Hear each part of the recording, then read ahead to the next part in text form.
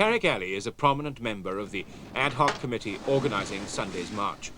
Propaganda has poured from the presses of the so-called October revolutionaries, while other newspapers have published curious stories of bombs and open revolution.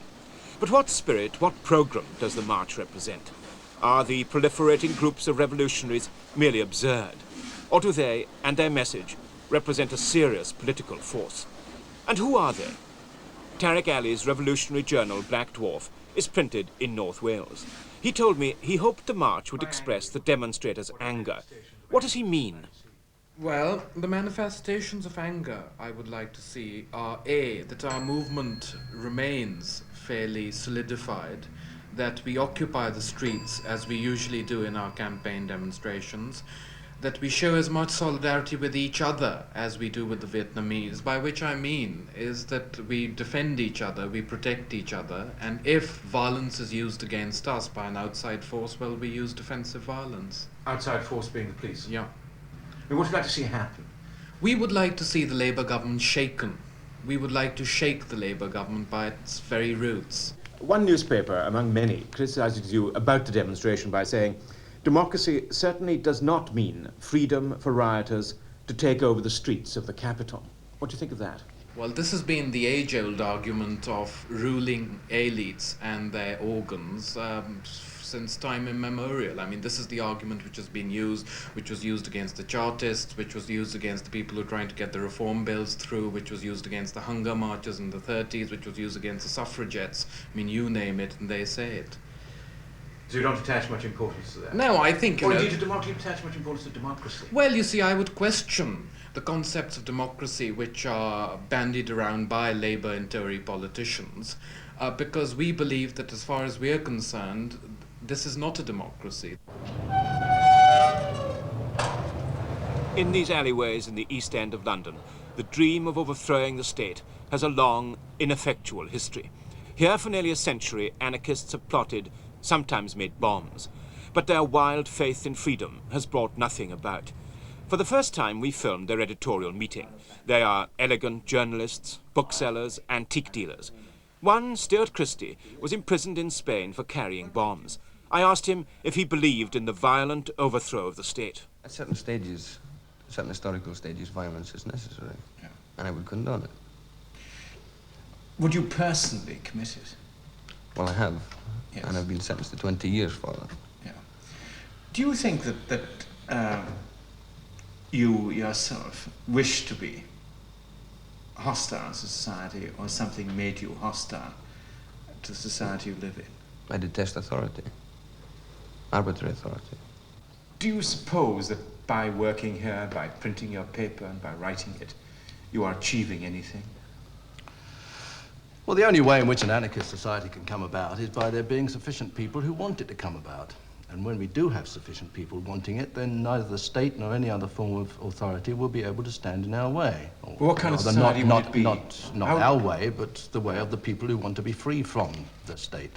People are fed up with being told what they want and what they ought to have, and they want the things the way they want it. People, young people especially, want freedom today. And this is the one thing which every regime everywhere withholds from them. Aren't you free? No, of course I'm not free. What way aren't you free? Can you tell me certain words that I couldn't speak into this microphone at this very minute? No, but in what way are you not free? You're free to be an anarchist, you're free to write what you without like. having I'm taxed. There was a time when I was put in prison for refusing to be conscripted. I'm not free to live without kowtowing in some way to authority or the money system or the state. You know, there are certain freedoms which I do have. We've got a long leash in this country. We are still like little dogs on a leash, and there is a length to it. You wouldn't think that this was the freest country in the world? Well, perhaps it is. It's still not free enough for me. But here you are, yet free to the address an audience of 12 million people. Yeah, but if the government says tomorrow, you know, there must be a certain cut down on this kind of thing because it encourages violence in demonstrations or something like this. There's been a scare campaign in the press, for example, about the demonstration next week, in an attempt, it seems to me, to intimidate. What do you mean about taking over public institutions? Yeah. This is all newspaper absolute offices nonsense, and so on. isn't it? Victory to NLF! Ho, ho, Ho Chi Minh! Ho, ho, Ho Chi Minh! Ho, ho, Ho Chi Minh! The revolutionary groups are not united, even for Sunday's demonstration. The October 27th committee is mainly made up of Maoists, pro-Chinese communists. They've broken away from Tariq Ali's committee because they want the demonstration to go to the American embassy in Grosvenor Square. Ali's committee think Grosvenor Square a death trap for demonstrators, but the Maoists are determined to go there. The gentlemen who will be acting as stewards for the other and phony committee on next week's demonstration. And I put to this person, is it true that you, as stewards of the other ad hoc committee, are going to prevent members and supporters of our committee from leaving the march to go to Grosvenor Square? And he replied in the affirmative. Now I asked him why this was, and he tried in many ways to evade the issue. He refused to come out and admit why this was. And then he said something to me which struck me as rather peculiar. He says, look, we're going to Australia House and the South Vietnamese embassy. I says, why? I says to him, if Australia withdrew all their troops from Vietnam tomorrow, the war would still go on. It's US imperialism that's the main enemy. We should be going there. Why? I said to him, are you going to the South Vietnamese embassy? They're just the puppets. US imperialism are the main enemy in Vietnam. If you want to oppose aggression in Vietnam, you go to the lair of the aggressor. You go to the man who brings the strings, not to the puppets. A few days ago, I was at a Communist Party meeting at the Communist Party headquarters, and they announced their official policy. That is to take a nice, peaceful walk through the middle of London, from Charing Cross through Hyde Park. Hyde Park on a Sunday afternoon, the most peaceful place in London almost. This is their policy of selling the revolution up the stream, but we are going to expose it. Nowadays, it's not very fashionable for revolutionaries to be straightforward communists. The communists are on Sunday's demonstration, but for the extremists, they too are part of the old political system. Best dressed militant in the business is communist organiser Fergus Nicholson. Of course, the Communist Party is always under some degree of attack. A few years ago, we were under attack as being beyond the pale, as being too subversive. Now, of course, there are some people who say we're not subversive enough. We think there may be an element of credit to us in the fact that there's at least a consistent weight of attack on us. But the fact remains that we are a party which has a revolutionary programme, and a more worked-out revolutionary programme than any other group that exists in the political scene in Britain. But how do you make a demonstration militant if it's not going to end up in a punch-up?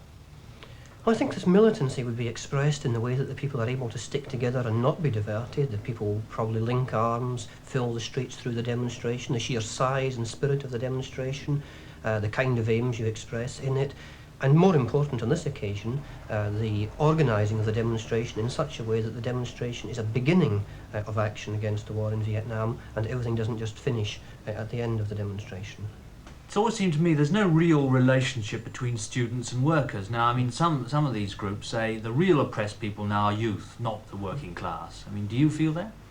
Well, it's perfectly true also that there are many young people and students who think that it's only in the recent protest movement that many of these things have been invented. They think that the sit-in is a student invention. Some of them seem to think that strikes are a student invention. But the fact of the matter is that at the present time, the labour movement in this country is a very militant movement. It has its forms of struggle, which in the main are the forms that students are learning from. The tactics adopted by British students have grown more militant in the past year. Occupying the colleges, as the French students did last May, is a tactic increasingly favoured. Confrontation with the authorities is the vogue. And at London's Regent Street Polytechnic, students have been using issues like the South African business interests of the governors to whip up support for the revolutionary cause. This group, led by followers of Chairman Mao, decided on a confrontation with the Polytechnic's director.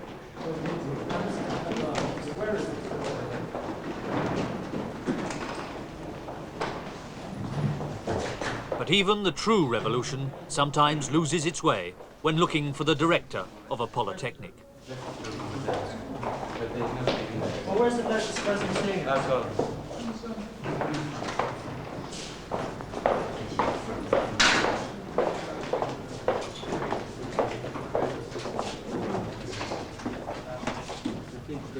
Confrontation, alas, was denied them. Instead of the Polytechnic's director, there were only his underlings. The revolutionaries came to a bureaucratic halt. I'm not interested in this man. Which man? It doesn't matter, they're with us. We have no objection. Yeah, I'll take this stuff. I want to read this out to you so that you know exactly what it is that we're protesting about. Who's it addressed to? It's addressed to Richardson. I'll We take want it to for see Dr. Richardson, that's all. Well, we want to see Mr. Richardson. He'll be in the morning. He's We've been into all this before. We haven't been into all this before. Yes, I'm here have. I'm here to take this for him. We are here to give it to Richardson, and we would Right. like you to send it to Richardson. Give it to me. To You send don't it for have... Richardson. I'm not interested in it. Is there no member of the Board of Governors that is going to have the courage to come down here to receive it? Well, give it to me and I'll give it. I'll give it to you now then. I'm not going to listen to it. You're not going to listen to it? I'm not interested. Why? It's addressed to the Why? director. And you said you would receive it on his behalf. I'll receive it and I'm capable of receiving it. I'll give it to you now then. So You're refusing to receive the protest? No, I'll take it. You said this afternoon by appointment that you would receive it. Okay, well, nevertheless. Yeah, well, the statement reads as follows. You understand? Yeah. To Sir Eric Richardson, Director of Education, the Polytechnic, Regent Street, London, West Not 1. all confrontations are so small scale or so easily dealt with. Students at Hornsey Art College in North London took over their college for nearly 2 months last May. They finally left, but the college is still closed. In the meantime, the Hornsey leaders have set up a commune in a private house where they live together and produce revolutionary propaganda. Although Hornsey is due to reopen in November, the idea of a rival college, run by the students themselves, is being discussed.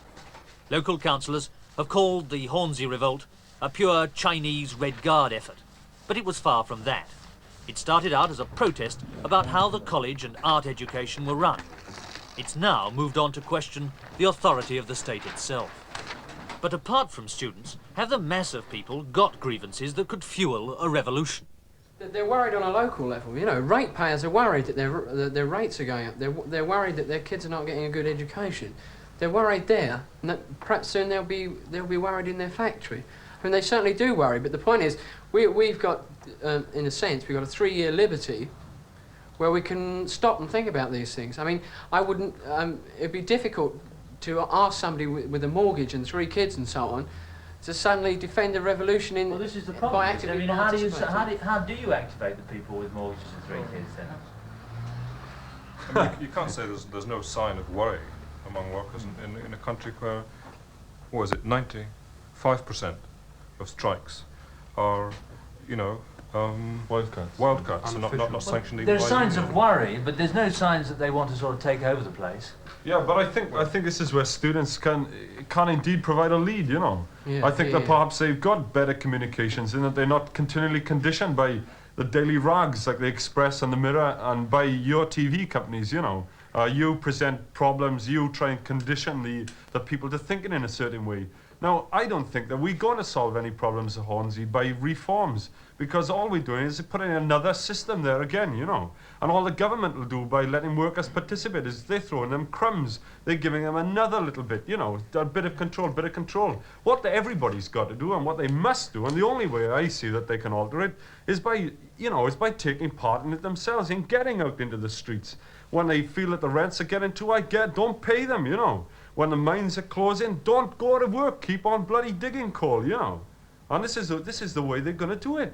It's got to be done this way. This is what I'm going to work for. I'm just not interested in art anymore or anything, because you can't be, because there isn't time for it, you know. You can't. The Communist Party, all the other political parties, all the time, you know, they've always said, we'll get concessions, and then we'll try for more and try for more. And in the end, you know, it's going to be utopia. That'll never exist, you know. You've got to get out and bloody fight for what you want right now. Roll up to see the show. We want to show you some completely free entertainment to add a special flavour to your... Some of the braver spirits do take their cause to the people. The Agitprop theatre group spreads the revolutionary message in street plays in London's East End. The story is all about a brave little artist who comes up against the capitalist monster. Who, then, is your master? Asked the little artist. Have you ever looked outside the city walls, my boy? Said No. the minister. No, said the artist. Come with me, then. And the two of them climbed up a narrow, winding staircase that took them to the top of the building, and they looked out over the rooftops to the fields beyond the city. And when he saw what was in the fields, the little artist gave a cry of fear, because there, prancing about and clanking and bellowing and breathing fire, was the evil, heartless, man-eating monster called Consumer Capitalism! This bunch of consumers didn't seem too put out by the horrors of consumer capitalism, but they stayed with the story as the little artist moved to his final battle with authority. And all over the world, the same cry was raised. Destroy the monster! Destroy the monster! Smash it to pieces! Smash it to pieces! Forever! So that we can live in dignity, brotherhood and peace! No immediate converts to revolution were made, but at least the East Enders started talking about politics, demonstrations, and how much they cost the ratepayer.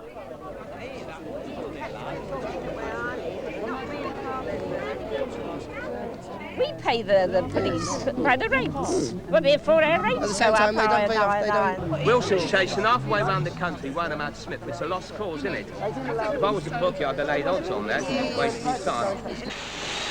The real problem for the revolutionaries is, where do you start one? Some groups say on the factory floor. Their aim is strikes leading to the eventual takeover of factories by the workers themselves.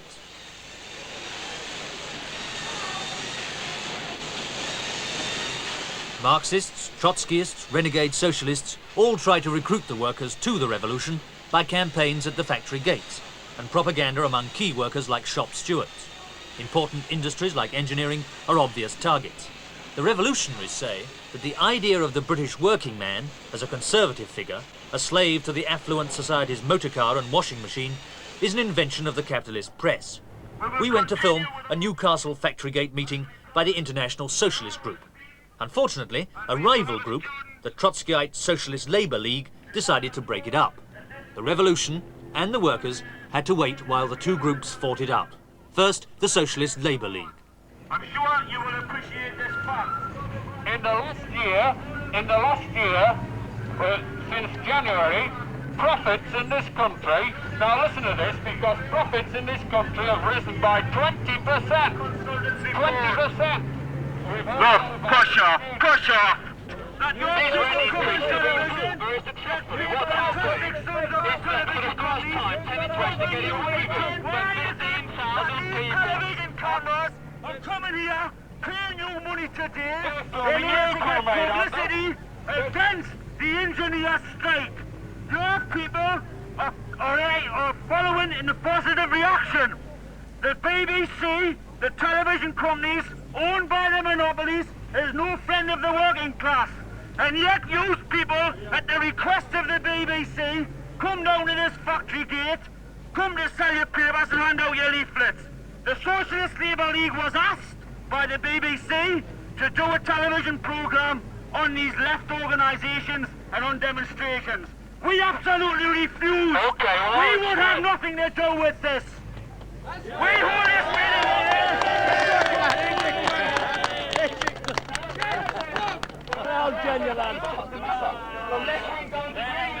Put Colin on. Where's Cochrane? Where's Cochrane? Cochrane's just called us. Nastiest, my nastiest. People those lads' speeches, I was agreeing with them because they were talking sense. I'm surprised because, they're not talking sense when they shout at us. They're talking sense when they talk about the attack of Wilson. They're talking sense when they attack the bankers. They're talking sense when they attack the capitalists. Why are they bloody attacking us? I can't see why, comrade. Explain. The International Socialists had the last word. End of hostilities and the factory dinner break. But are you telling me that these people here give a damn about revolution? The workers here give a damn about revolution? They care about socialism, they care about their lives and their families and their future, and they know that the way the world's going at the moment, they're not going to get very much of it. I think workers care very deeply about the things that everyone cares about, really, the future for their kids and a real life. No one's going to say that by putting a few leaflets out today it happens, but all the time we're working, all the time socialists are talking one to another. New ideas are developing and a new movement which is going to change this society so you won't know what it was like. But you know what the Chinese wing of the revolutionaries say, the Maoists, they say it's no good going down to factory gates, no good giving out leaflets, you've got to be in the factory, and that it's no good students telling the workers about revolution because they're not part of the whole thing, they can't experience it. well, the Maoists hadn't got people inside or outside the factories. Certainly you're right about students. Students in universities and kind of intellectual barracks, you know, they march mentally up and down and are told to love the system and it's great. And they've seen through it. They realise that the way we're told society is organised and in whose interest is a lot of lies. The problem is you can't go to a factory gate and say that immediately. Can't go from the hothouse of the university, and we don't try. The point of having an organisation like International Socialism is to bring workers and students together. There are very comparatively few students in it. What we need to do is, of course, have people inside the factory. We're not interested in recruiting hundreds of students who are going to go and be bosses in 3 years' time. We're interested in getting the blokes who've really got something to complain about. That's the kids who are, you know, going to delinquents because there's nothing else to do. That's the kids who are fighting on the Arsenal for the Arsenal and that sort of stuff. The kids who have really got on the terraces. The people who've got a real raw deal. They've got something to complain about, and they're the people who are going to make the revolution in Britain. And, you know, to ignore them, we might as well pack up and go. But what's the reaction you get from workers when you go to factory gates? Oh, I mean, sometimes they completely ignore us. But I mean, the thing is that you don't expect to go there as a leadership with all the answers, you know, and say, follow me and I'll give you the future. Because they know this, you know. Workers know perfectly well. They've been told that hundreds of times, look where it got them. What they want to see is that you're serious, that you're going at it again and again. And you might go for years, you know, literally, people, we do, you know, go week in, week out, week in. No one buys a paper. No one wants to know. Eventually you might get somewhere, and we often do. Suddenly it happens. 2 or 3 people want to be interested. You know, it's not easy work. It's not going to happen tomorrow, but it's determined work, and we're serious about it. At London demonstrations, too, the most vocal figures are often American. Last weekend's small protest was outside the American Marine Barracks. Efforts to fight out the issues of the Vietnam War in the streets here can get a rough reception from Londoners. Come on, Vietnam. Come on, take it up. Hey, never mind Vietnam. What do you all think?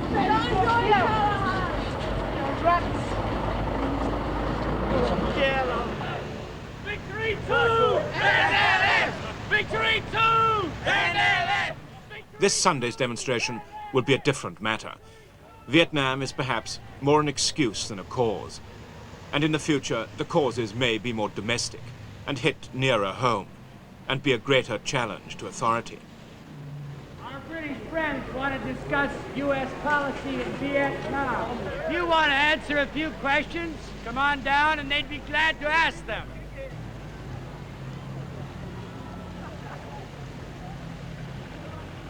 Well, don't be coy. There must be a good reason for being in Vietnam.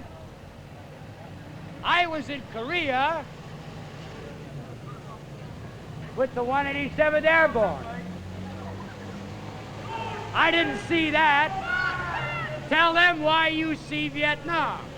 You want men to come down, sort these bastards out, wipe them right out, get them out, bring them down the canal and drown them. Drown them, that's what you want to do with these. Oh, rotten communist bastards. Get rid of them. The discontent, unhappiness and hope which the demonstrators express should be listened to by official politicians. But by taking to the streets, the New Left are following dangerous precedents. In Germany, in Russia, in France, perhaps next in America, confrontation in the streets usually produces a triumph for the enemies of freedom.